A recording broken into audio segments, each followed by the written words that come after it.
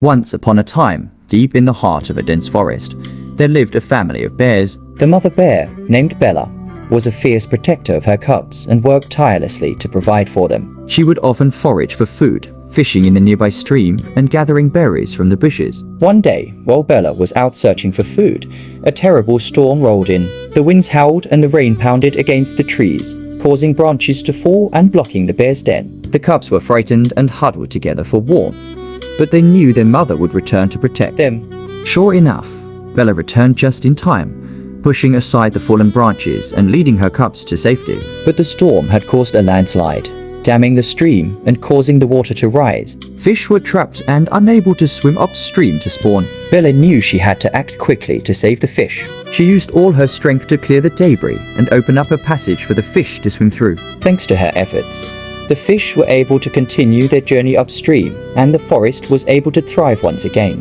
From that day on, the bears were known as the protectors of the forest, and the animals looked to them for guidance and assistance in times of need. The bears, in turn, vowed to always care for and protect the natural balance of their home.